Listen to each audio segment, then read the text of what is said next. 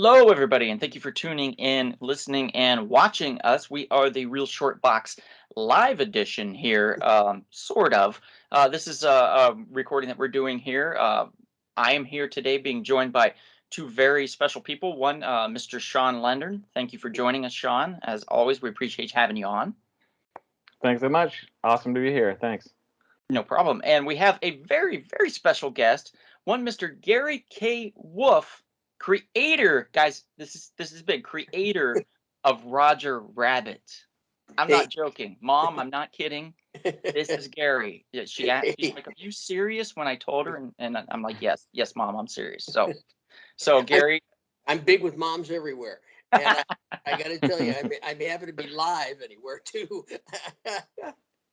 Yeah, I get the feeling on that one that kids, families, moms, dads, and stuff probably running into somebody that created a character as seminal as Roger Rabbit would be pretty. It's pretty exciting. It's pretty exciting for me. I'm just keeping it's cool. kind of interesting because when the movie came out, we really didn't know whether this was going to be a movie that was going to appeal to kids or to adults. We didn't know if it was going to be a kids movie or an adult movie, and there was a lot of question about what the production company that released it would be. Disney desperately wanted it to be released as a Walt Disney Pictures picture, but that would have meant a G rating. And Steve Spielberg, who was producing, wanted it to be rated PG-13, which I believe he came up with specifically for this movie, and that is now called the Spielberg rating because it's not it's not really a PG either. It's somewhere in between. Disney at the time had never released anything under the Walt Disney logo except a G-rated movie, so it got released under the Touchstone label. But when it came out, the people who saw it, it turned out that it was appropriate for everybody, kids, adults, everybody watched it. The highest grossing movie of 1988. And so when I started going to autograph sessions and signing autographs, my fans were people of all ages. I got kids, I got young adults, I got grandparents, I got everybody coming. And then as the years progressed, I thought that would change. I thought that people would get older and my fan base would get older. But then the movie came out on video cassette. And the people who had watched it when it came out watched it again. And of course, they were older now. But the ones who watched it when they were younger had by this time gotten older, and a lot of them had gotten married, and a lot of them had kids. And they started using Who Framed Roger Rabbit as a babysitter. And so all of a sudden, I get a whole new generation of young people who have seen this on video. And then when it came out on DVD, same thing. People started using it as a babysitter, and my fan base got younger again. And now my fan base is still young people, just like it has always been, up to people that are probably closing in on 100 now. I don't know, but all ages and ranges. Yeah. I'm not surprised that your mom was impressed. Yeah, she's a big fan. And my mom, I cannot reveal her age, but she's older than me. Thank God. Yeah. I can't imagine the possibilities if she wasn't. I mean, that would have just we could do a whole science fiction movie on that. Right. You're doing the math and the calculations, mad scientists like trying to figure it out. What did he mean? Yeah, so big fans all around. As far as you were talking about, this was scooped up by Disney. The novel came out in what? It was 1981. I sold it to Disney in 1980. The book itself came out in 1981, and that's Wow. a story in itself because I had sold the book to St. Martin's Press and in 1980, and it was going to take a year for the book to come out. That was the deal. So it was mid 1980, and I got a call at home. Guy on the other end of the line says, "Hey, is this Gary K. Wolf?" And I said, "Yeah, it is." He says, "Hi, this is Roy Disney from the Disney Corporation." And I'm thinking, "Yeah, right. Right. Roy Disney is calling me at home on my home phone." I said, "Yeah, who is this really?" He said, "No, really, it's Roy Disney." and I just read your book. And I said, get out of town. The book hasn't come out yet. Because, as I say, I sold the book in 1980, and it wasn't going to come out until 1981. And this was mid 1980. And he says, no, I read it. And it turned out that somebody at St. Martin's Press, I never found out who. I tried because I wanted to kiss him or her full on the lips. Right. But Yeah. somebody had sent the book to the Disney Corporation in manuscript form, pages. And they said, hey, we're going to publish this book next year, and we think you'd really like it. Make a great movie for you guys. And it turned out whoever it was at St. Martin's was right. They really liked it. And they had a lot of reasons for that. This was 1980, and the Disney company was in danger of becoming a second-rate movie production house. At that time, they were making movies like Flubber and The Nutty Professor and the Black Hole and the Black Cauldron, which disappeared down the black hole. Yeah. They were making movies that were intended to be the bottom half of double features, and there were no more double features. So they were making movies that nobody was going to show or nobody wanted to show. They'd been offered E.T. and they turned it down. They'd been offered Star Wars and they turned it down. So they saw this as being something that could catapult them back into the forefront of movie production companies.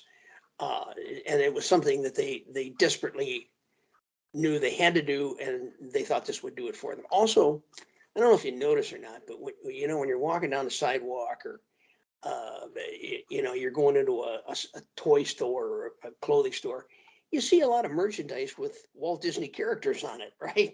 And in 1980, they had a finite stable of characters, and their characters were getting kind of stale, and they made a ton of money selling merchandise with characters on it. They had Mickey Mouse, but Mickey had by then become kind of the corporate spokesmouse, and he was wearing a tuxedo and white tennis shoes, and you really couldn't fool around with him. You had Donald Duck, and you could fool around with Donald Duck, but nobody could understand what he said. So, and he was kind of worthless.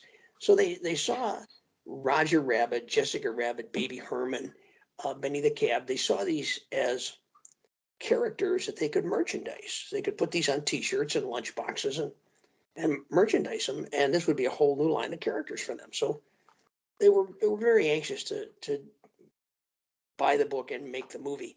Um, they offered me more for the rights to the movie than I had made on everything that I had written prior to that put together. So I wasn't going to say no. And of course, it was the Walt Disney Company. But if you've read the book, and everybody should read the book, it's just a little different from the movie. I did not think that the book was filmable. I said, there's no way that a movie company can take this book and make it into a movie.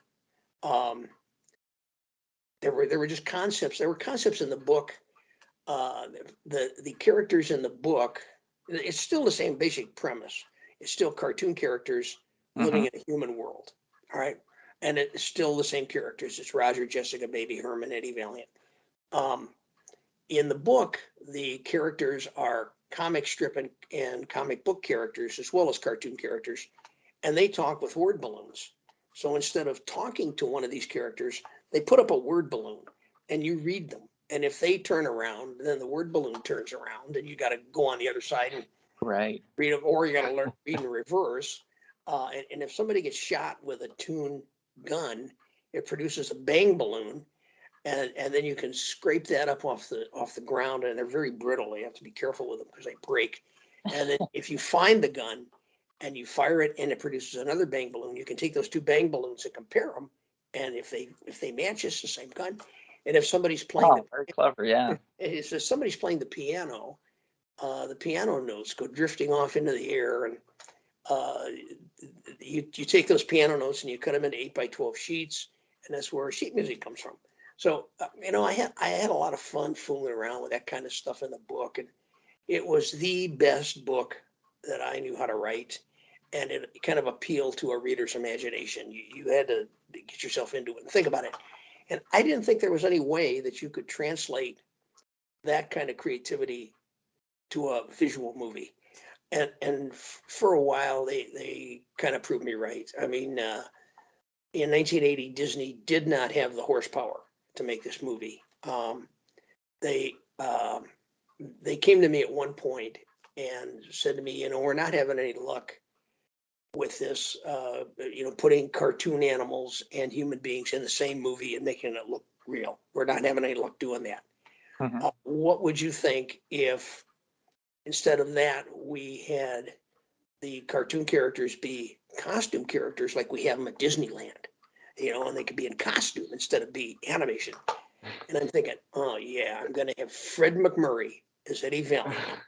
I'm going to have Haley Mills as Jessica, Dean Jones as the rabbit, and Kurt Russell as Baby Herman. And I said, you know, don't you think that compromises the premise just a little bit? And yeah, I guess.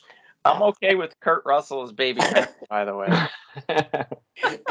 Actually, I would probably be okay with Haley Mills as Jessica, but anyway, a lot of the reason why they couldn't do it in 1980, 81, 82, 83, 84, and the beginning of 85 was because the technology to do it did not exist. And they tried and they tried all kinds of different ways, but they didn't have the technology. In fact, some of the technology that wound up being involved in the making of the movie was invented for the movie. So they really weren't at fault in not being able to put it together, but they weren't able to put it together. And in 1985, a couple of things happened. Um, um, Michael Eisner came in, and Roy Disney was, you know, kind of ushered to a back seat. And Michael Eisner came in and brought with him Jeffrey Katzenberg. And he had worked with Jeff at 20th Century, I think, and they had done a lot of big deal movies, Jaws and a bunch of big deal stuff. And they did something that nobody at Disney had ever done before, which was to bring in an outside producer to produce a Disney movie. And that guy, of course, was a little known guy named Steve Spielberg. So as soon as Steve Spielberg gets involved in your project, all of a sudden things start to happen, and Right. it's like magic. As an example, when Roy Disney went to Warner Brothers in 1983, he went to Warner Brothers and said, "Look, we're making this live action animated movie, and I want to use Bugs Bunny as a cameo. I want to have him come in and say, 'What's up, Doc?' and walk off. He'll be on the screen for 30 seconds. How about that?" And then Warner Brothers looked at Roy Disney and said, "Get lost. Get lost. There's no way that Bugs Bunny is ever going to be in a Walt Disney picture. That is never, ever going to happen." So in 1986, or when Steve Spielberg walked into Warner Brothers and made the identical request, can I have Bugs Bunny for a cameo? Warner Brothers looked at Steve Spielberg and said, "Of course. Of course. What about Porky Pig? Don't you want him? And what about Wile E. Coyote and the Roadrunner, and Wow. Yosemite Sam, and Tweety Bird and Sylvester? Take them all. Take them all." So he got them for a license fee that was just ridiculously low. I mean, I could have paid for it out of the proceeds of my paper route. Uh, and it was all good except that Bugs Bunny, being a cartoon superstar, he had a contract, and Oh. yeah, he had a contract. I think he had an agent too, probably one of those slick Hollywood agents. But Like, his his contract, refrigerator had to be stocked with particular types of drinks, you know, et cetera, et cetera. exactly, yeah, only orange carrots, no green carrots. But his contract specified that he was a co-equal superstar to Mickey Mouse. And so he had to be Got in it. every scene that Mickey Mouse was in.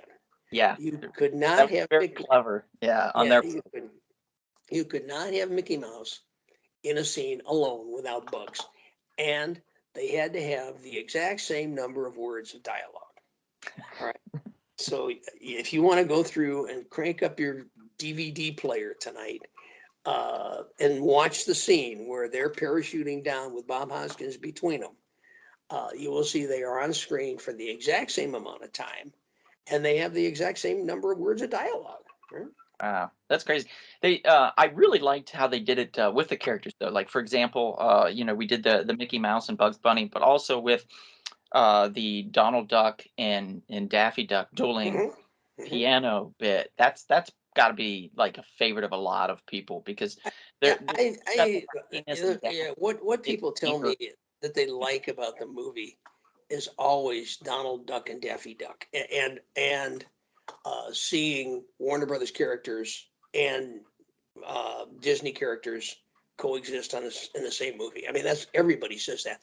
Um, it's an interesting situation because Warner Brothers said, "Yeah, you can use the characters, but we want you to use the." This was 1983. We want you to use the 86. We want you to use the current modern version of the characters.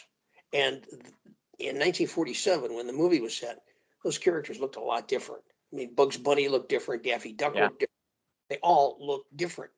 Well, they And even acted different. Daffy was a they acted different, yeah. different And the character. animators wanted to use the 1940s characters. And but Warner's insisted on the 1980s characters. So basically, the animator in charge of Warner Brothers characters at Disney did two versions. He did two complete animations. One of them showed the Warner Brothers characters as the 1980s characters. One of them showed the Warner Brothers characters as the 1940s characters. Wow. He showed the 1980s animation to Warner Brothers, and they used the 1940s character animation in the movie. So the first that Warner's knew of it was when they saw it on screen, that their characters were the 1940s characters and not the 1980s. And they nearly went ballistic and had a legal meltdown. But the movie was so successful and made so much money and drew in so many people that they suddenly realized that they were now able to sell T-shirts, lunchboxes, and whatever with both the 1980s characters and the 1940s characters. So win-win. But the animators really were not that happy with Warner Brothers. I mean, Warner Brothers was a big pain in the butt, and there's something called gags in the margins, which you guys might know about, and that is film goes through a projector at 24 frames a second. So in order to match up to that 24 frames, um, you have to do 24 drawings or 24 cells per second to match up to that. And animators discovered very early on that they could uh, screw around with 6 of those frames and put in little visual gags, and nobody could tell. Nobody could see it except for the projectionist in the projection booth, and they would always go through it and see them, but nobody else could see because it was too quick for the human eye. Right. And so Roger Rabbit is filled with those. Like it goes all the way back to Gertie the dinosaur, and but most prominently Betty Boop. In Betty Boop cartoons and all Betty Boop cartoons, um, Fleischer, who drew her, whenever Betty Boop says boop boop be doop, the front of her dress falls down. It's fully topless, and then she picks up her dress and puts it back, and that's in every single Betty Boop cartoon. So the animators asked if they could do that in the Roger Rabbit movie Right. as an homage, and so I said, geez, that's way above my pay grade. He said, well, go ask Steven. He likes you. So can they do this visual gag? And he said, well, okay, but just keep it PG-13, nothing R-rated. It's fine. So they did it and showed it to him, and he loved it. Bob Zemeckis loved it. In fact, Bob Zemeckis has the original artwork hanging in his living room now. Ah, But that's so cool. So it was so cool, and it came out so well that the animator said, well, ask him if we can do more. So I said, oh, okay. So I asked him if they could do more, and he said, yeah, but again, nothing R-rated. Keep it PG-13. So the whole movie is filled with them. But that whole digression was just to bring it back to Bugs and Mickey. Mm-hmm. The animators were so unhappy with Bugs and with Warner Brothers that when Mickey and when Mickey and Bugs were parachuting down in 6 frames as a gag in the margin, they wanted to have Mickey give Bugs the finger. So PG-13, I don't know. Anyway, Right. the animators who were working on this were at at Dick Williams animation studio in London. And it was a real Tower of Babel because he had brought in animators, a lot of them from Eastern Europe who left after the Iron Curtain fell, were tremendous animators, and everybody spoke a different language. And so, in order to speak to the Ukrainian, you had to talk to the Frenchman, who would talk to the Greek, who would talk to the Italian, who would talk to the Ukrainian, and then it would come all the way back. And so the guy who was doing that sequence, they passed along the message that Mickey should give Bugs the finger. And he did it, but he screwed it up. And so if you go to your DVD and play that scene and freeze frame it, frame by frame, you'll see that instead of Mickey giving Bugs the finger, it is Bugs giving Mickey the finger. Oh, man. Exactly the wrong message we wanted to send with that scene. Warner Brothers is like, thanks. Yeah, thanks for doing that. Exactly how we feel. Right. That's what we wanted to say this whole time. It's why we've been so hard on you guys, you know? Thank you. I feel like that's kind of on character for Bugs, though. Well, I think so. When I was writing this, when I was writing the character for the book, I wanted Roger to be a Disney character, even though I never had any of my wildest dream that I ever think it would be a movie. I wanted him to be a Disney character, honest, truthful, straightforward, real stand-up kind of guy, a buddy, instead of Bugs, who, if he tells you he's going to do something for you, instead will slip a stick of dynamite down your pants. And, Right. so, yeah, Bugs is the kind of guy who would do that. Yeah. Yeah. Such a nice guy sometimes.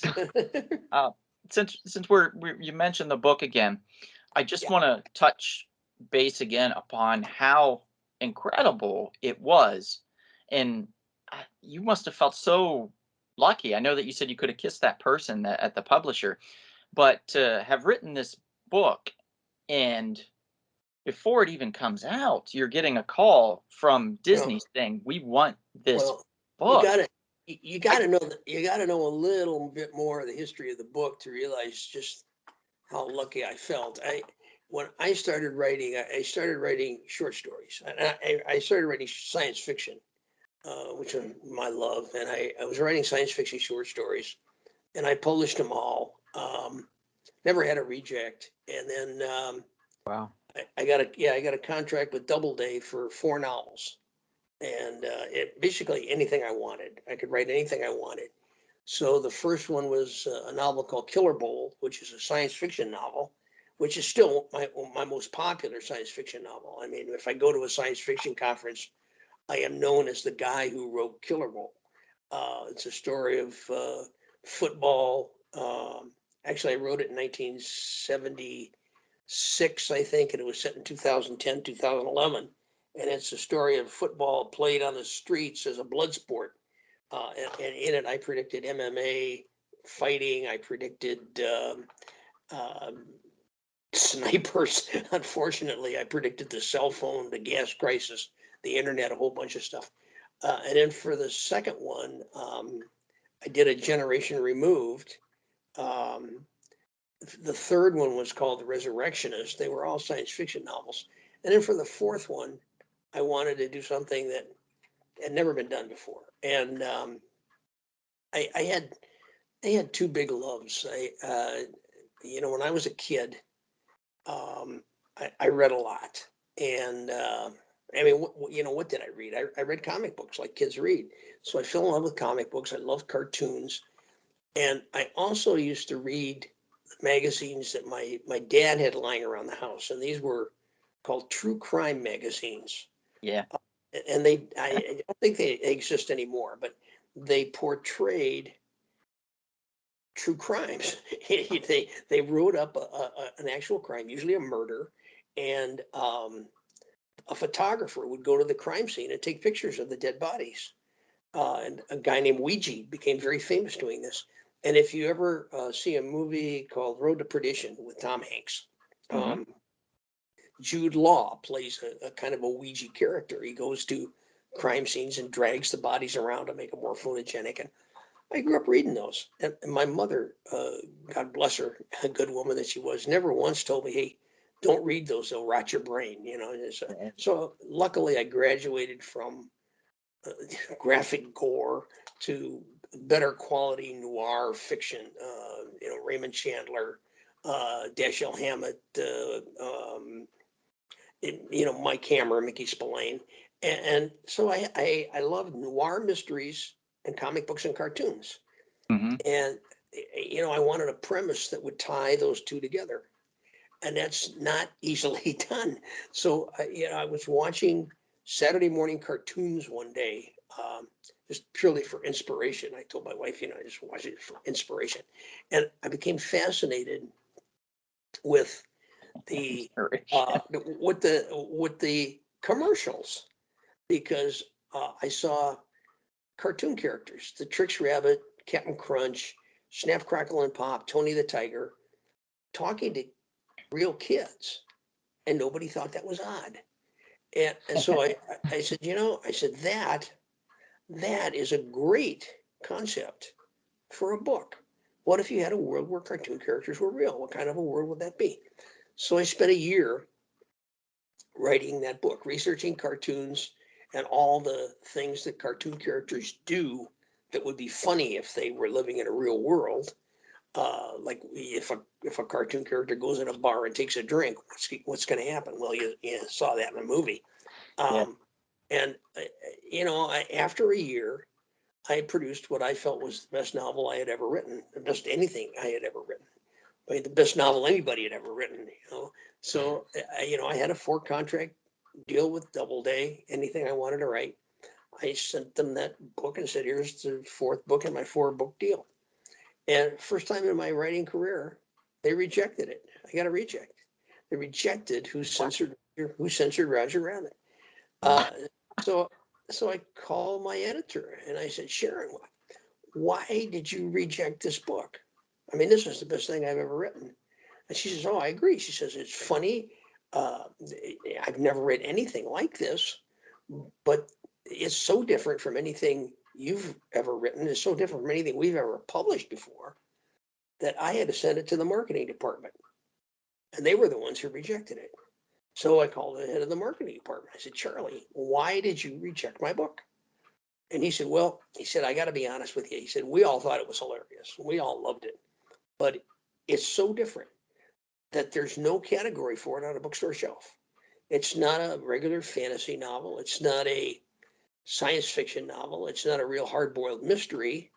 Um, it's not an adult book. It's not a children's book. There's no category for it on a bookstore shelf. I can't sell this book." I said, "Charlie, what would you do if somebody today brought you Gulliver's Travels or Alice in Wonderland or The Wizard of Oz? What would you do with those?" And he thought about it for a minute. He looked at me and he says, "I couldn't sell those either." So I said, "Well, all right." I went back to my agent and I said, "Bill, what am I going to do here?" I said, "If I can't publish this book, I don't want to be a writer anymore. This is what I want to do. And if I can't do this, I don't want to do it." So he said, "No, don't worry. We'll find it a home." So he started sending it to different editors at different publishers and always got the same response. Editors loved it. But then they had to send it to the marketing department. The marketing department always rejected it. "We can't sell this book." And in those days, you used to get rejects by real mail. I mean, they came in the mail, came to your mailbox. And my wife started calling my trip to the mailbox every day the daily disappointments. Because Oh, No. I would go out and I would come back with 4, 5 rejects. you're So skipping outside to get the mail. Next thing you know, she sees you and you're just sunk in yeah, death. yeah, absolutely, absolutely. I was halfway thinking about wallpapering my office with it, but I thought that was a little too um, a little too on the mark. So um, I should have kept them, because along the way, Roger Rabbit, Who Censored Roger Rabbit, got 110 rejects. It was rejected 110 times by 110, not 110 publishers, by 110 editors. A lot of the editors were at the same publisher. Um, but on the 111th try, it went to a woman named Rebecca St. Martin, who had just edited a major bestseller for a publisher named St. Martin's Press. And they gave her a vanity project. They said, whatever you want to publish, next book, whatever you want to publish, you can publish. And vanity project. So my book came across her desk and she loved it. I mean, all editors loved it. So she went to the head of the company and said, here's the book, my vanity project. I want to publish this book. And so he said, all right, I'm going to take it home. I'll read it and I'll get back to you tomorrow. So we took it home, read it, came back to her the next day. And he said to her, Rebecca, I told you could publish anything you wanted, but you can't publish this because I can't sell it. And Rebecca stepped up to the plate and said, either publish this or I quit. So it got published. And Wow. yeah, Wow. and albeit in very small quantities, 5,000 copies, which is like next to nothing. Um, and people have asked me, what would you do differently in your writing career? Well, if I had a time machine, I would go back to 1981 when that book came out, and I would buy all 5,000 of those copies because they came out priced at $298. Hmm. If you Yeah. can find one on eBay today, it's way north of $375. So I would have bought all 5,000. I would put it in my storage locker someplace, and now I'd be a very wealthy man. Yeah. But anyway, it did come out, 5,000 copies. Once word got out that it was soon to be a major motion picture, um, Doubleday Book Club picked it up. So Doubleday Book Club brought it out, and I think they published 15 or 20,000. And then Ballantine Books bought it in paperback. And last I heard, it was in its like 25th or 26th printing, and there are hundreds of thousands of those out there. But still, for all the copies that are out there, um, a billion people have seen the movie. So really, a billion people have seen the movie, and 3 dozen people have read the book, of which 6 are my mother and my 5 aunts. So most people's concept of Roger Rabbit and Jessica is the movie concept, not the book concept. The book is a little darker.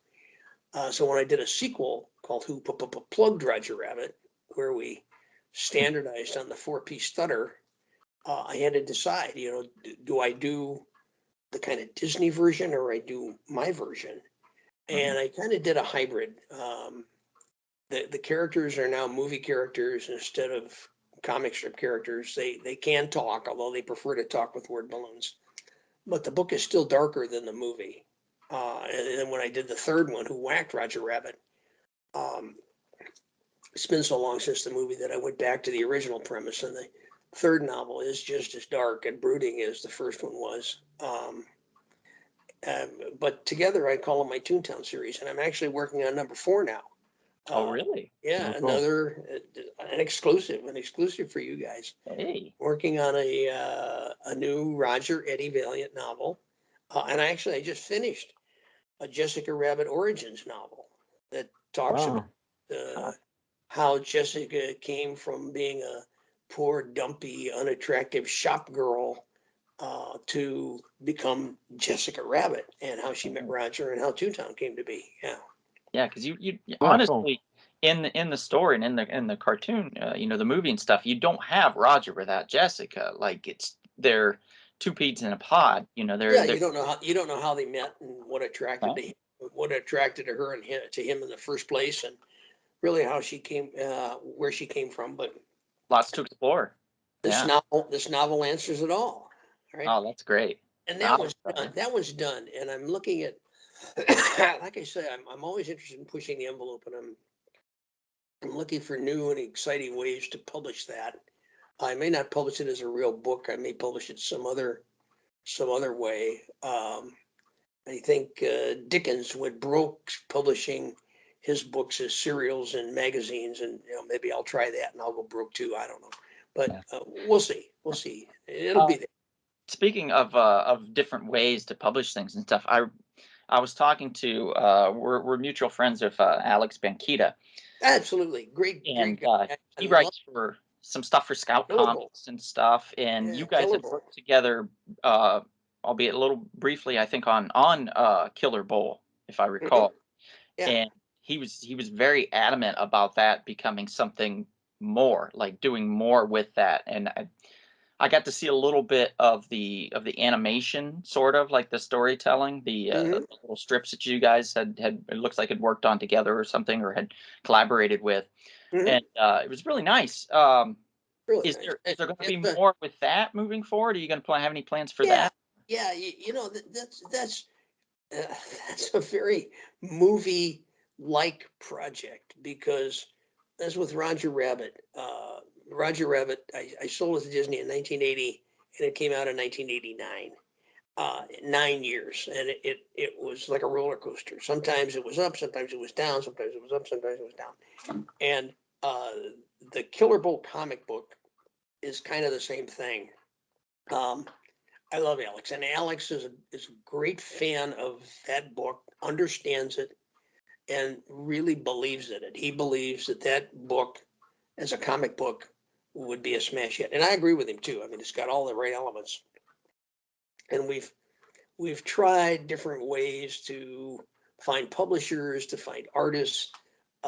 We started a Kickstarter campaign, and then called it off because an artist we were working with said, hey, he would do it for less money, and we didn't need a Kickstarter campaign anymore. And then he backed out, and it's just been a very movie-like kind of thing. You go forward and you get excited, and then you go back, and then you go forward. And I'm now dealing with a number of producers and other things on a lot of projects that deal with comic book companies. And whenever I interface with a comic book company, that is the one thing that I bring to the fore. Hey, how about Killer Bowl as a comic book? Sooner or later, that's going to get done. And Alex will be the guy that's responsible for it, and he will be in charge of it because he's believed in it for, God, 5 years now. So, Yeah. Yeah, he was telling me a little bit about it, even early on in our interview process when him and I were like talking back and forth and stuff and kind of getting to know each other a little bit better. He's a great guy, and I really hope terrific. that it Just does terrific. work I just out gave for the two I of you just on. gave him, if you guys people should friend me or go to my Facebook page. I think I'm Gary.K.Wolf, WOLF. On my Facebook page, I just gave his new comic book a plug because he just came out with his new comic book.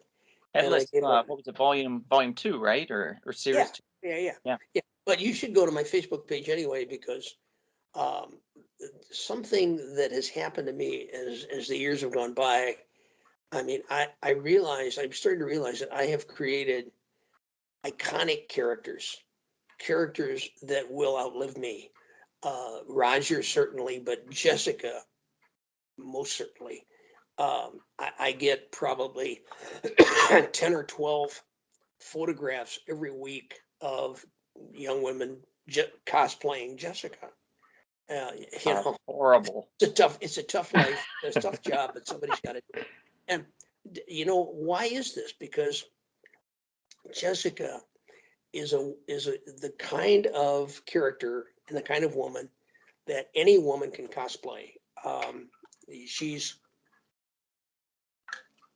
she's a bit buxom, so you don't have to be a waif. Like you don't have to be Gil Gadot to play Jessica. You could be a little on the heavier side and look good doing it.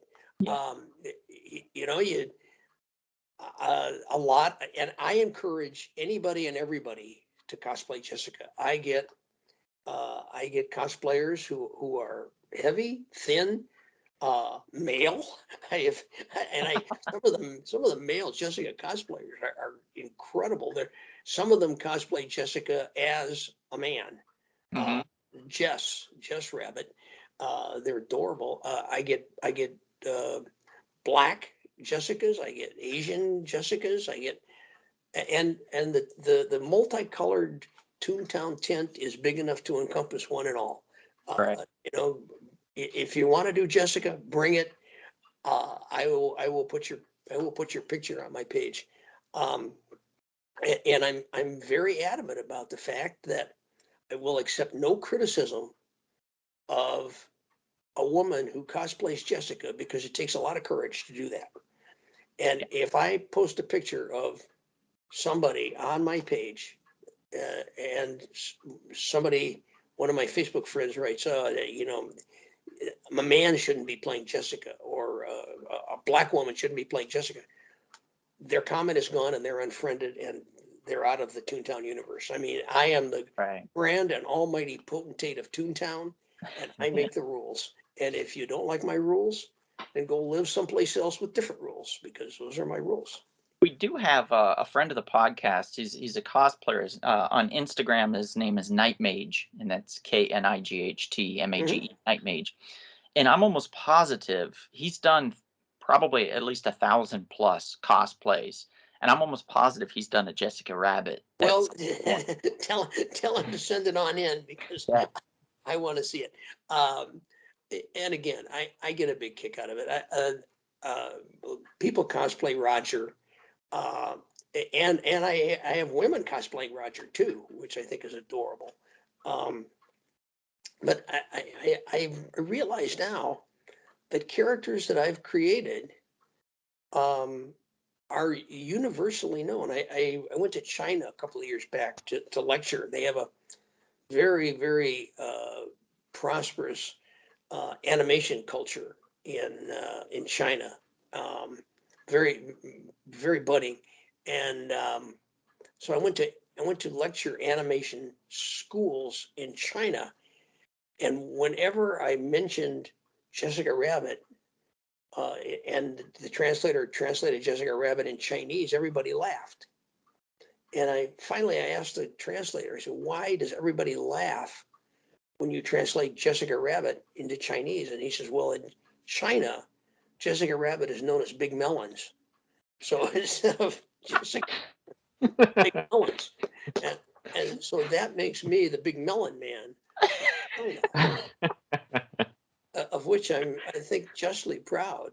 Yeah, the Melon Man. That's great. Yeah. The melon man. Nothing wrong with that. The mellow melon man. It just rolls off the tongue, you know.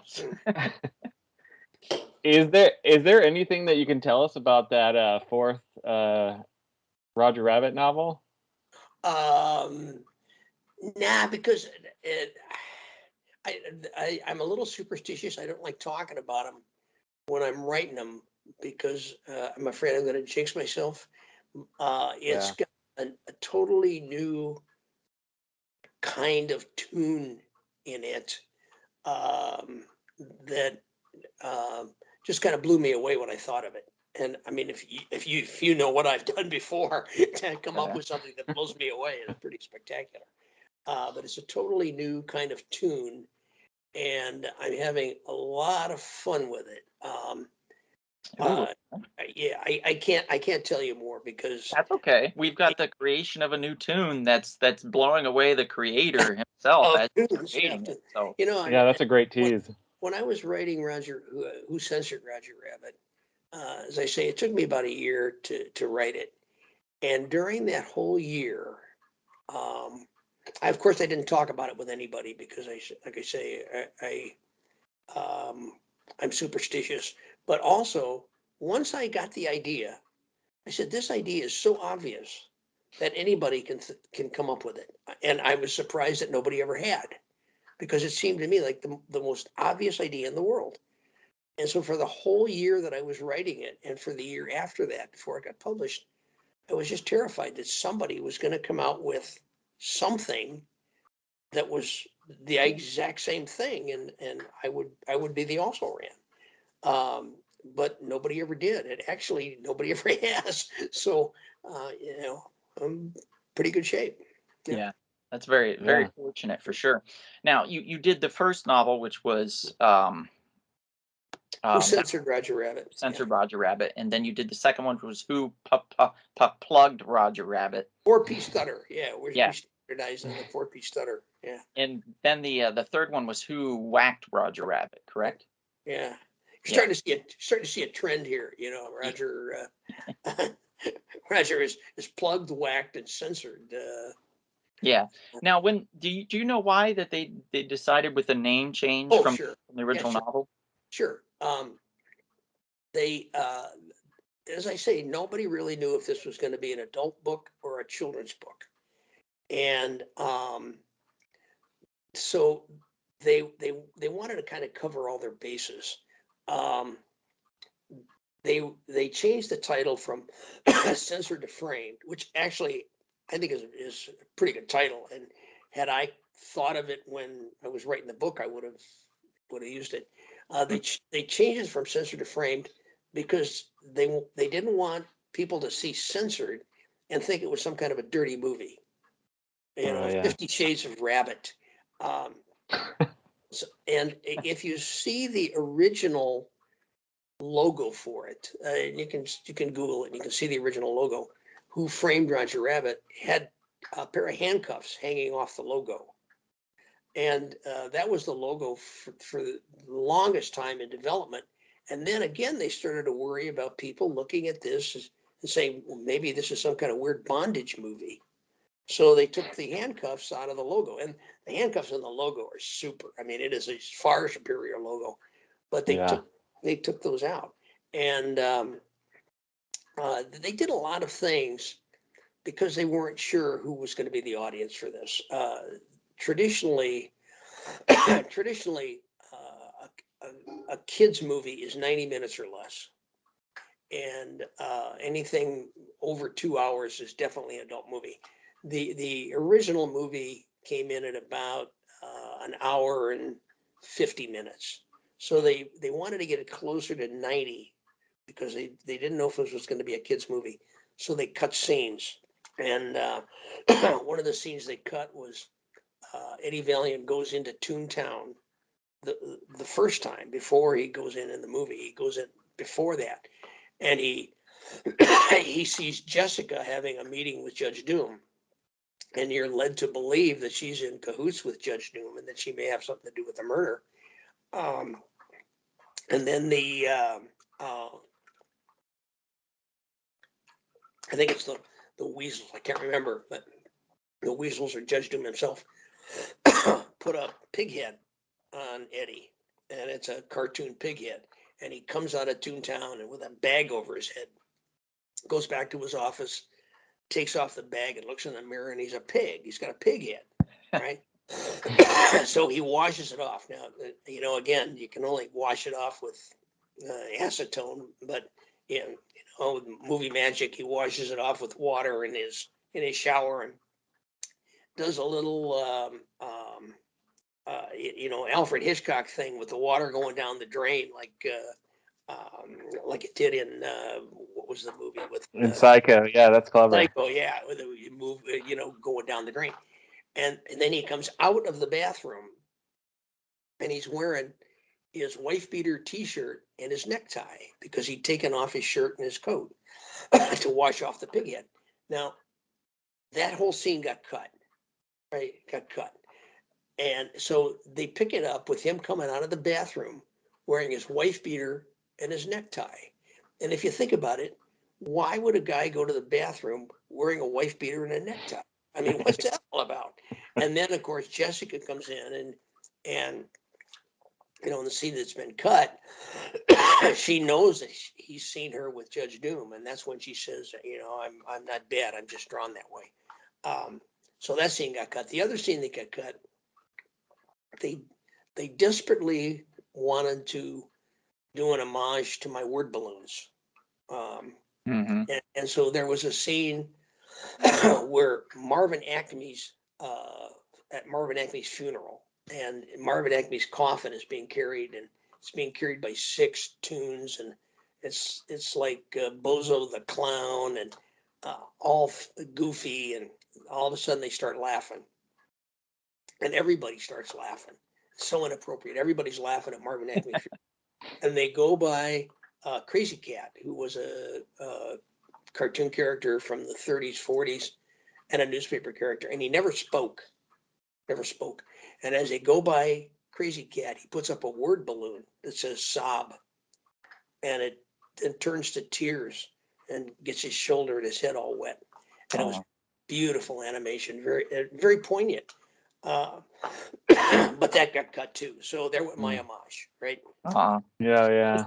As far as the word balloons, though, if I was reading correctly, the word balloons, and this is my memory, so bear with me. The word balloons would last longer with certain characters, like they would disappear after a little bit of time. Well, But again, as I say, I am the almighty potentate of Toontown, and I make the rules, and so word balloons do whatever I want them to do. Some of right. them, last forever. Some of them turn to concrete, and some of them turn to concrete and roll around. And if you're in your car and you're driving through Toontown and you hit a concrete rolling word balloon, I mean, God help you, because they're transmission. Boy, that would create that word balloon idea creates such a different dynamic, like within the story. It's almost as if they're a character of themselves, though the word balloons. Yeah. And that's a good point. I never actually thought about it that way, but word balloons are a character. It's like when you watch an episode of MASH or the movie MASH, that voice on the loudspeaker is a character, even though you never see him. And in the Toontown novels, you're right. The word balloons are characters, and because they do different things and they contribute to the story, and they can hinder or help progress in the investigation, even though they're inanimate objects. Yeah, that's a good point. And I loved your idea of being able to take the bullet kind of wording and match it up with the gun, like if you shoot it and matching it, great. see the forensics of it. That's really clever. That's something that's really outside the box, and that's not something that would come normally with just any person. So I think normal sane person, no normal. well, I think that Well, it just is the way I live my life. No, one of the hardest parts of writing a Toontown novel is that for me, I mean, in order to write it, I have to go into Toontown and look around and see what I see, and then write about what I see, create it in my mind, and then write about what I see. And that was the difference between the book, word balloons, and that kind of thing, and things that make a reader use his or her imagination, and a movie which kind of puts it all on the screen. I mean, no imagination required. It is, you see what you see, and that's what you see. right. And that's the difference between the movie and the book. There's a different story, but that's okay. There had to be a different story because one was a book and one was a movie. Um, I am not in the least unhappy with how they took my book and made it into a movie. I mean, I think they took my book, which is a good book, and made it into a great movie. I don't have any problem with it. Yeah, that's something really rare because most of the time, I've had so many writer friends. One of my writer friends wrote a book. I won't tell you which, because it'll embarrass him. But he wrote a book that was turned into a movie, science fiction movie, pretty good one. And like I say, the Roger Rabbit movie filmed in London because Steve Spielberg likes the food there. Go figure. And no, Okay. not really. I mean, they had a 3-level soundstage in London, which they needed because they had the sets on the first level. On the second level were the puppeteers who were manipulating the real objects through holes in the floor. And then on the bottom level were video cameras where Bob Zemeckis could watch the filming, and he had animators down there drawing sketches on glass panels over the video so that he could see how things were going together. And they needed that. They didn't have one of those in the United States, but they did in London. Right. Plus, they had mushy peas, so there's that. Yeah.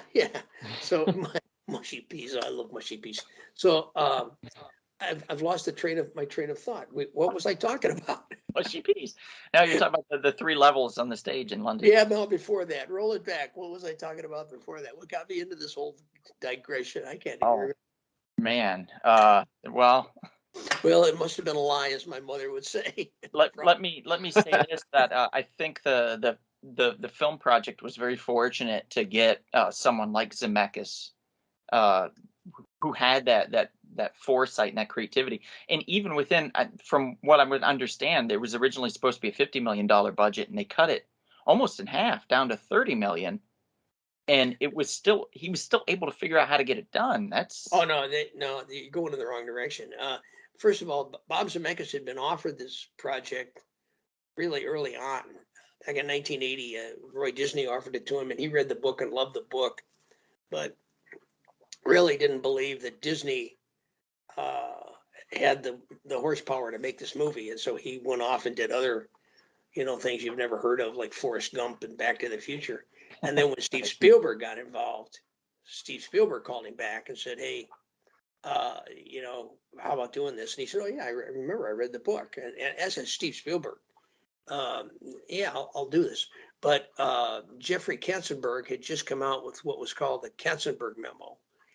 And in the memo, he said, the trouble, the thing that gets movie studios in trouble today is that they're all looking for the home run. They're all looking for the home run. He says, "We're going to be happy with singles and doubles." He said, "I am never, ever going to spend more than $14 million on a movie. Never." So a couple of months later, first production meeting for Roger Rabbit, Bob Watts, who was the line producer, said, "Well, preliminary budget is $35 million. But I'm expecting that it's going to go higher, probably to 40. And Jeffrey didn't bat an eye. He said, "Fine, just do it. Just make sure that you do it right." And I give Jeffrey credit for this. I mean, Steven takes the credit. Bob Zemeckis takes the credit. I take the credit. But Jeffrey Katzenberg would have lost his job and his reputation if this thing had been a flop. And the budget kept going up to 35, 40, 50, 60, 70, eventually 75 million. And Jeffrey kept looking at the rushes and saying, "Yeah, this is great. Keep doing it. Keep doing it." So I give him all the credit. But yeah, it came out to 75 million by the time all was said and done. wow. There's a really interesting documentary. I don't know if you've seen it. It's called Waking Sleeping Beauty. Yeah, saw it. Yeah. Yeah, that's phenomenal because it explains so much, like the hierarchy and the dynamic between all the producers and the heads of the studios and Katzenberg and Eisner and Disney and all that stuff. So I'm glad you've seen it. Sean, I don't know if you have, but if you haven't, I definitely recommend. Okay, great. Then I recommend for the audience that's listening and watching to definitely check that out. I think it adds layers. But of course, not until you've rewatched Who Framed Roger Rabbit, because I think you got to do that first. And if you go to my website, www.garywolf.com. All right, where you will find all things Wolfian. You'll find all my Wolf works. All my books have now come out on audio. They've all come out as digital Kindle books. They're all available as paperbacks. And Who Censored Roger Rabbit just came out as a hardback again. So you can get that at www.garywolf.com. But if you go there and you email me and mention this podcast, I will send you a list of all the gags in the margins in the movie and the cartoons. Ah, And then Cool. you can I'm gonna do that. then you can spend hours sitting with your fiddle fingers, fiddling your controls and watching all the goodies that you will never see anyplace else. Yeah. Oh, that's so cool. I have one question. Sure. Who drew Roger Rabbit? Oh, Roger was conceived and originally drawn, and Roger Jessica Baby Herman by Dick Williams, who was the lead animator.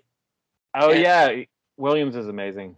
yeah, he won the Academy Award for the Pink Panther, and just a phenomenal guy. He sat down with me, and we talked about how Roger Jessica Baby Herman should look, because I wrote them in a book, and I'm not an artist. I had never actually seen them except in my imagination. And so he was sketching how they should look. And Jessica, he got pretty much bang on, because she's based on Red Hot Riding Hood, the Tex Avery character. And she's also based on Veronica Lake, Rita Hayworth, Betty Grable, and Marilyn Monroe. So every glamour girl in the world is got Jessica DNA. And Roger, he based on the description of Roger in my book, red overalls, polka dot tie, long ears, yellow hands. He felt in the book, Roger was a brown rabbit. He felt that a white rabbit would pop more on the screen. That in animation, that a white rabbit would pop off the screen more than a brown rabbit, who would tend to disappear in the background. So he changed it to a white rabbit, and I had no problem with that. He also added that orange top knot. Okay. And then we brought in Charlie Fleischer, who came up with what Roger's voice would sound like, which I had never heard in my head, because he talked in word balloons. And Dick Williams said that every major cartoon star had some kind of a speech impediment. Porky Pig with his stutter, Sylvester the Cat with his whatever, Daffy Duck. So Charlie was the one who actually he just wheeled on a whole bunch of different speech impediments and finally came up with the stutter on P, which worked really well. And, we've now standardized on it. Yeah. Yeah, iconic, really. I mean, you Iconic, can't think yeah. of Roger Rabbit without hearing that voice in your head now. And That's true. that's something that I'm wondering what people hear when they read the novel and they've never seen the cartoon, or Well, it's interesting if you listen to the audiobooks. The audiobooks is done by a voice actor, not Charlie Fleischer, a voice actor, and he doesn't do the movie Roger. He does his own kind of Roger, and it's very good. Okay. It doesn't bother me at all. I hear it, and it's like it's Roger. Yeah. And the audiobooks are also available on your website, GaryWolf.com? Yep. www.garywolf.com. Okay, great. Can I just say one more thing? I just wanted to say that when I said who drew him, one more thing, and then that's it. Go ahead. I just wanted to clarify. I love the story behind who drew him. I think Williams is amazing and everything. I followed him for a while, but in the mythology of the books, do we know who actually drew him? Is there? Now that all right. So there you got to read the Jessica Rabbit novel. Okay, all right. Okay, Will because do. people always ask me, where did Toons come from? So you got to read the Jessica Rabbit novel, because that will explain where Toons come from, and it gives Awesome. you the whole mythology of Wow. Toontown and Toons, and it explains all. Yes, This it is a explains very all. important kind of an origin novel in a way. It is. Yeah. It's actually a Toontown, Jessica Rabbit, Roger Rabbit origins novel. Yeah. Do we have an idea when that's gonna land? When that's gonna be out? Well, I'll tell you. I mean, that was my pandemic book. I wrote it during the pandemic. It took me 2 years, and it is kind of like a Killer Bull comic book or another movie I'm working on now, which seems to be taking just forever to do. And I don't know. I'm hoping for next year, Okay. All 2020. right. That's my hope. Okay. And Gary, if you get a chance, Sean here is a novelist as well. He wrote a story here recently. It was Odd and Ed. Am Oh I yeah, correct? Odd and Ed is the name. It does not fit well into any category as well. Well, there you go. So, Don't give up. Don't give up. Yeah. Anything else that you want to mention briefly? Any other question that you might have, Sean, or anything you want to mention, Gary, before we have One to more close thing, out? Sean. One more thing. Come on. Give me one more thing. you know, it actually looks like you censored Roger Rabbit in the background because he's all fuzzy with the picture. I got to be honest with you. I take him to bed with me, and I don't know what that says, if that's universe or not. But no, hey guys, thanks for having me. I had a good Yeah. time. Yeah, It thank was a thank great you so much for being on, and Gary, we'd love to have you back whenever that novel does land. We could talk a little bit more about that and Okay. and the mythos of the creation and stuff, and all the exciting things that's going to come along with that story with Jessica Rabbit. So we'd love Terrific. to have you Okay. back on. We appreciate your time. I just want to mention really quickly that we are on. We do live shows every Monday around 7:30 p.m. Pacific time on YouTube under our Rumble Spoon Productions banner channel. Our audio podcasts are available wherever you can find audio podcasts, Spreaker and Stitcher and iHeartRadio, Spotify, iPods, iTunes, everything like that. All the eyes you can find us on, and if you can't find us, reach out to us. But again, thank you so much. Thanks, Sean, for being on as a guest commentator here with us to ask some questions and listen. And really appreciate having you. And Gary, thank you again so much for being on. This was My wonderful. We pleasure, really guys. Thanks. appreciate it. And I think both Sean and I are going to go over to your website probably and look and see what we can grab and see if we can get some of those little behind the scene little cell freeze frames we can get from. So we do appreciate that very much. Thank you again. If we don't see you all out and about anytime soon, perhaps we will see you at the comic shop. Thank you for listening, everybody.